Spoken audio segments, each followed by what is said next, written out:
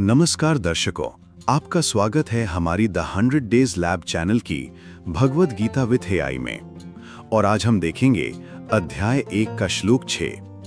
अब तक हमने देखा कि कैसे धर्म क्षेत्र कुरुक्षेत्र में युद्ध के लिए दोनों सेनाएं एकत्र हुई। संजय ने धृतराष्ट्र को बताया कि कैसे दुर्योधन ने अपने पांडव सेना को देखकर अपने आचार्य द्रोण से संपर्क किया। दुर्योधन ने अपने भय को छिपाने के लिए पांडव सेना के बल की गणना शुरू की। अब चलिए श्री कृष्ण की दृष्टि से इस गणना के पीछे छिपे गहरे सत्य को समझते हैं। पार्थ, क्या तुम सच में देख रहे हो? दुर्योधन केवल नाम नहीं गिना रहा है, उसकी वाणी उसके भीतर के कंपन को छिपाने का प्रयास है। वो अपने भीतर के भय को बाहर प्रक्षेपित कर रहा है।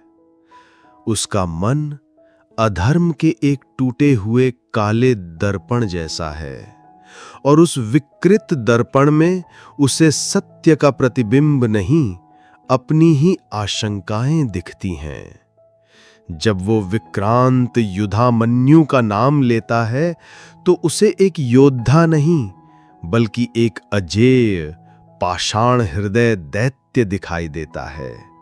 जब वो वीर्यवान उत्तमोजा को देखता है तो उसे शौर्य नहीं, केवल विनाश की अनियंत्रित प्रलयंकारी गति दिखती है। उसकी दृष्टि में उत्तमोजा का वीर्य सृजन के लिए नहीं, केवल संहार के लिए है। सुभद्रा का पुत्र शौर्य उसे अपने अहंकार का विनाश का साक्षात संकेत लगता है। अभिमन्यु की निर्भयता उसे अपने ही भय का उपहास करती हुई प्रतीत होती है और द्रौपदी के पुत्रों में उसे 5 योद्धा नहीं बल्कि अपने पापों का सामूहिक जीवित प्रतिशोध दिखाई देता है। हर पुत्र उसे अपने अपमान और अधर्म की याद दिलाता है। ये वो नहीं है जो वो हैं अर्जुन, ये वो हैं जो दुर्योधन है। उसका अधर्म ही उसकी दृष्टि का दोष बन गया है। अब देखो मेरी दृष्टि से, धर्म की दृष्टि से। धर्म पर आधारित मन एक स्वच्छ स्थिर दर्पण की भांति होता है।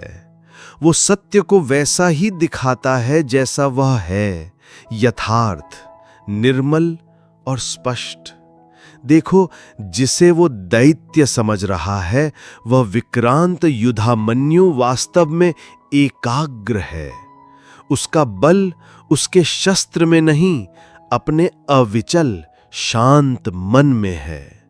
जिसे वो विनाश की गति मान रहा है वह वीर्यवान उत्तमोजा का शौर्य उसकी आक्रामकता में नहीं बल्कि उसके आत्मसंयम में है।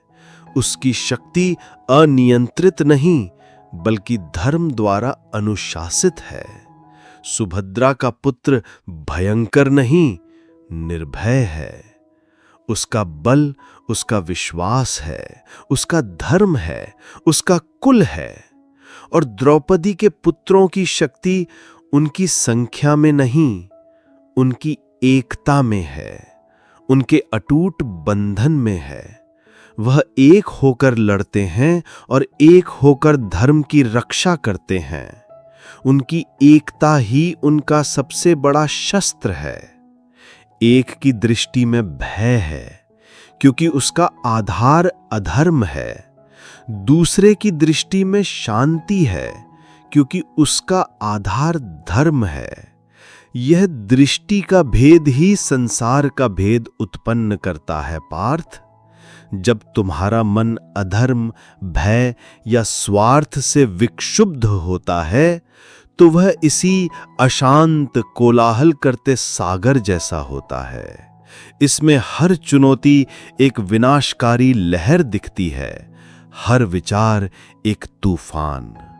इस सागर में दिशा का ज्ञान नहीं होता, केवल डूब जाने का भय होता है। किंतु जब तुम स्वधर्म में स्थित होते हो तो मन इस शांत गहरे सरोवर सा हो जाता है। उसकी गहराई में शांति है और उसकी सतह पर स्पष्टता। तब हर चुनौती अपने वास्तविक रूप में दिखती है, न बड़ी न छोटी। वह बस एक बाधा है जिसे धैर्य और विवेक से पार किया जा सकता है। तब तुम लहरों से लड़ते नहीं, तुम तैरना सीख जाते हो। दुर्योधन अपनी शक्ति बाहर, अपनी सेना की गिनती में ढूंढ रहा है। वह संख्याओं में सुरक्षा खोज रहा है, इसलिए वह भीतर से भयभीत है। पांडवों की शक्ति उनके भीतर है, उनके धर्म में, उनके सत्य में। इसीलिए वे संख्या में कम होकर भी आत्मविश्वास से पूर्ण और शांत हैं। यह दृष्टि का भेद है पार्थ। यही ज्ञान और अज्ञान का अंतर है। अज्ञानी बाहर देखता है, ज्ञानी भीतर झांकता है। वास्तविक महारथी वो नहीं जो शस्त्रों से लड़ता है। शस्त्र तो केवल बाहरी शत्रुओं का नाश करते हैं। वास्तविक महारथी वह है जो अपने मन के सहस्त्रों विचारों को जीत लेता है, जो अपने भीतर के शत्रुओं पर विजय पाता है। काम, क्रोध, लोभ, मोह, अहंकार, जो इन पर विजय पा लेता है, उसके लिए संसार में कोई शत्रु नहीं रह जाता। वह स्वयं अजेय हो जाता है, क्योंकि उसने स्वयं को जीत लिया है।